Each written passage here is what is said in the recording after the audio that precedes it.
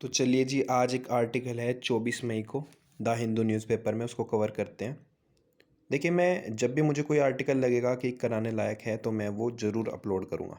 तो आप ज़रूर देखें इन्हें और वीडियो को शेयर करें, लाइक करें और कमेंट भी करें अगर कोई डाउट हो। और साथ में अगर कोई लेक्चर इंपॉर्टेंट हो जो वीडियो से लिंक्ड हो तो मैं उसको डिस्क्रिप्शन में डाल दिया करूँगा। तो एक बार वीडियो की डिस्क्रिप्शन ज़रूर चेक किया करो। तो चलो आज शुरू करते हैं। देखिए, आज कल सबसे मेन मुद्दा क्या चल रहा है? हेल्थ। अब हेल्थ के ऊपर ये आर्टिकल है।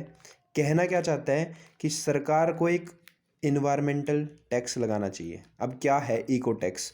इसकी इसको शॉर्ट फॉर्म करके लिख रखा है इको टैक्स, और इसकी जो फुल फॉर्म है वो ये कहना चाह रहा है आर्टिकल में, इन्वायरमेंटल टैक्स। अब कुछ डाटा देख लेते हैं पहले कि हेल्थ एक्सपेंडिचर कितना। एक्सपेंडिचर क्या होता है? खर्चा। कितना पब्लिक खर्चा कर रही है हेल्थ के ऊपर। देखिए, एक हॉस्पिटल है, इसमें डिपेंड करता है कि अगर ये सरकार द्वारा चलाया गया है, गवर्नमेंट हॉस्पिटल है, तो खर्चा कौन करेगा? गवर्नमेंट करेगी। ठीक है ना, सरकारी हॉस्पिटल में कम खर्चा होता है। लेकिन अगर ये प्राइवेट है तो कौन खर्चा करेगा? आम जनता खुद क्या करेगी? खर्चा करेगी। आम जनता ये खुद खर्चा करेगी। तो अब एक फाइंडिंग के दौरान पाया गया है, WHO की एक फाइंडिंग थी 2011 में, उसके अकॉर्डिंग उसने दो कैटेगरी डिवाइड की है कि जहाँ पर फैमिली अगर जितनी कमाई कर रही है उससे 10% खर्चा कहीं पे कर रही है? हेल्थ पे, यानी खुद के पैसे लगा रही है हॉस्पिटल में। और दूसरा, जहाँ पर फैमिली कमा रही है उसका 25% कहाँ लगा रही है? हॉस्पिटल में। इसको ऐसे समझे, अगर पूरी फैमिली की इनकम 100 रुपये है तो यानी अगर वो महीने में 10 रुपये से ज़्यादा किस पे लगा रही है? हेल्थ पे। तो यानी सरकार तो बहुत कम लगा रही है ना, फैमिली लगा रही है अपनी तरफ से सारा पैसा। और दूसरी कैटेगरी किस चीज़ में नापा है कि अगर जो 25 रुपये लगा रहे हैं हेल्थ पे महीने में, तो अगर मोटा मोटा इतना खर्चा तो हेल्थ पे ही चला गया तो लोगों के पास बचेगा क्या? ठीक है, तो ज़रूरतें कैसे पूरी होगी इनकी डेली? तो यही कहना चाहता है, इसको ही कहते हैं आउट ऑफ पॉकेट पेमेंट्स। तो इस डाटा के अकॉर्डिंग 10% से ज़्यादा जो लोग खर्च 10% से ज़्यादा इनकम का 10% से ज़्यादा खर्चा जो लोग हेल्थ पे कर रहे हैं, वो कितने परसेंट लोग हैं? 17.33। ये सबसे ज़्यादा है साउथ एशिया में। पूरे साउथ एशिया पता ही होगा आपको, इंडिया, पाकिस्तान, आसपास की सारी कंट्रीज़ है। तो इससे हमें बस इतना सीखना है कि इंडिया में हेल्थ के ऊपर मैक्सिमम पैसा लोग खुद खर्च करते हैं और गवर्नमेंट बहुत कम पैसा लगाती है कंपैरेटिवली। ठीक है, तुलनात्मक स्तर पे देखा जाए। अब ये सारा डाटा कोई रेलिवेंट नहीं है, अब आगे चलते हैं। ये दिखाना चाहता हूँ मैं कि गवर्नमेंट कितना खर्चा करती है। देखिए, सबसे पहले गवर्नमेंट 1% खर्चा करती थी कुल, यानी GDP क्या होता है? Gross domestic product. ये क्या होता है? ग्रोस डोमेस्टिक प्रोडक्ट क्या होता है? देश में पूरे साल में, ध्यान से सुनिए, देश में पूरे साल में जितनी गुड्स एंड सर्विसेज बनी है उनकी वैल्यू क्या है?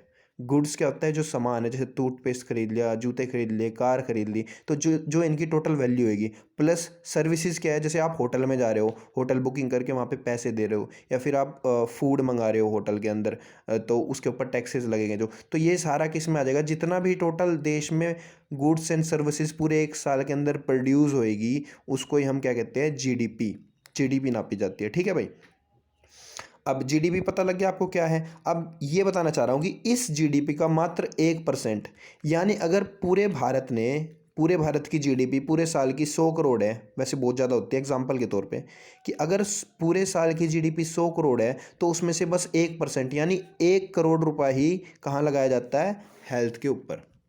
तो बहुत कम है देखा जाए तो। पहले 1% लगाया जाता था, लेकिन फिर एक नेशनल हेल्थ पॉलिसी आई 2017 की, उसके अकॉर्डिंग इस एक्सपेंडिचर को 2.5 और 3% के पास ले आया गया। यानी अगर 100 करोड़ रुपए जीडीपी है देश की पूरे साल में, तो उसमें से 3 करोड़ रुपए कहाँ लगाए जाए? हेल्थ पे।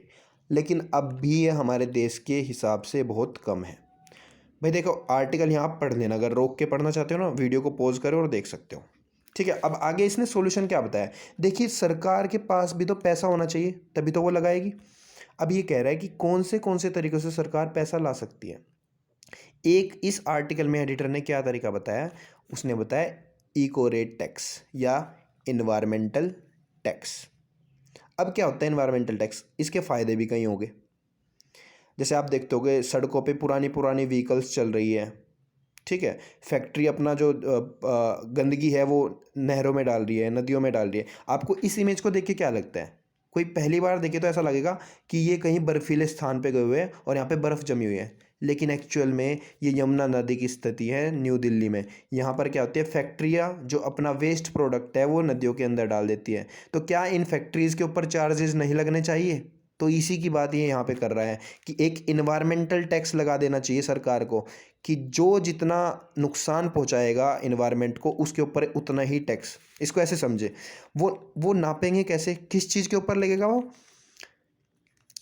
Social cost arising from negative externalities associated with the production consumption and disposal of goods and services. इसका मतलब क्या है कि जितनी आप सोशल कॉस्ट हार्म कर रहे हो, यानी इन्वायरमेंट को जितना हार्म कर रहे हो आप, कैसे प्रोडक्शन करके सामान को बना के उसको उसको उसकी खपत करके और उसको दूर तक पहुंचाने के लिए, तो इन सारी चीज़ों को मापा जाएगा कि आप इन्वायरमेंट को कितना हार्म कर रहे हो, और उसके बेसिस पे आपके ऊपर एक टैक्स लगेगा, इन्वायरमेंटल टैक्स, ठीक है। और कितना लगेगा वो लगेगा जितना उसका इम्पैक्ट है, हेल्थ के ऊपर कितना इम्पैक्ट हो रहा है उस फैक्ट्री की वजह से, या फिर क्लाइमेट चेंज यानी इन्वायरमेंट का टेम्परेचर कितना बढ़ रहा है, कितना पोल्यूशन वो फैक्ट्री रिलीज़ कर रही है, तो उसके बेसिस पे एक टैक्स लगाना चाहिए गवर्नमेंट को। तो ये सारी बातें कही गई है। तो इससे फ़ायदा क्या होगा, देखो इससे हमारे पास एडिशनल रेवेन्यू आएगा, यानी सरकार के पास क्या आ जाएगा, पैसा आ जाएगा। रेवेन्यू क्या होता है, सरकार को खर्चा तो करना ही होता है, तो सरकार को कहीं से पैसा भी तो चाहिए, तो पैसा कहाँ से आता है उसके पास, या तो वो टैक्सेस लगाएगा। तो उन्हीं में से एक टैक्स कौन सा कहते हैं कि इन्वायरमेंटल टैक्स लगाना चाहिए। तो इससे सरकार के पास काफ़ी सारा पैसा आ जाएगा। ये बात समझ गए। अब इस पैसे का क्या यूज़ है वो तो हम देखेंगे यहाँ पर, लेकिन टारगेट किन को करना चाहिए, यानी किन किन चीज़ों के ऊपर हमें इन्वायरमेंटल टैक्स लगाना चाहिए, वो यहाँ पर लिखी हुई 3 चीज़ें हैं। पहला, व्हीकल्स, जो मैंने आपको बताया, ऐसी ऐसी व्हीकल्स है जो बहुत पुरानी है और सड़कों पे दौड़ रही है। जैसे सेंटर ने अभी मार्च में एक डाटा दिया है कि 4 करोड़ ऐसी व्हीकल्स है जो 15 साल से पुरानी है। तो भाई उनका आप खुद ही सोच सकते हो उनका पोल्यूशन लेवल क्या होगा। तो ऐसी व्हीकल्स पे कुछ टैक्स लगना चाहिए, ऐसा एडिटर कहना चाह रहा है।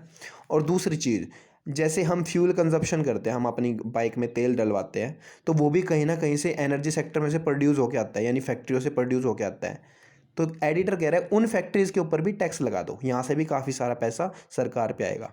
और तीसरी चीज़, waste generation and use of natural resources. Natural resources क्या है कि अगर कोई नई फैक्ट्री लगना चाह रही है और वो कहीं पे जंगल की कटाई कर दे, ठीक है, वहाँ पे अपना प्लांट लगाए, तो उसने नेचुरल रिसोर्स को क्या किया, डिस्टर्ब किया, जो प्राकृतिक चीज़ थी उसको डिस्टर्ब कर दिया है। तो उसका हरजामा भी उससे लिया जाना चाहिए, यानी उससे एक किस्म से कि आपने इन्वायरमेंट को यूज़ किया है, आपने वेस्ट जनरेट किया उस जगह पे जाके, तो उसके बेसिस पे भी उसके ऊपर टैक्स लगना चाहिए। तो इस तरीके से टैक्स लगना चाहिए। अब इसका फ़ायदा क्या है, देखो इसके 3 बहुत अच्छे फ़ायदे हैं।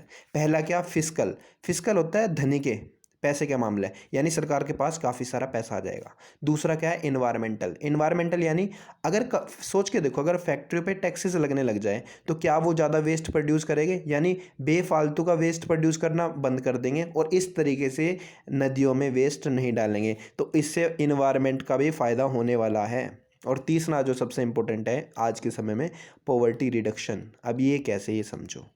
पॉवर्टी रिडक्शन कैसे होगी कि जितना पैसा सरकार के पास आया, सरकार उस सारे पैसे को कहाँ लगा दे, इस हेल्थ सेक्टर में लगा दे या एनवायरमेंट से रिलेटेड सेक्टर में लगा दे। तो उससे क्या होगा, हेल्थ सेक्टर में जब पैसा लगेगा तो गरीबों को फिर मुफ्त में इलाज मिलेगा, और तो इससे क्या होगा, इनइक्वालिटी घटेगी और पॉवर्टी में क्या होगी, रिडक्शन आएगी। साथ ही साथ जो पैसा आया उसको रिसर्च और डेवलपमेंट में लगाना चाहिए, जिससे नई नई टेक्नोलॉजी भी बनाई जा सके। अब एक इम्पैक्ट देख लेते हैं, फैक्ट कंपनीज़ के ऊपर क्या पड़ेगा।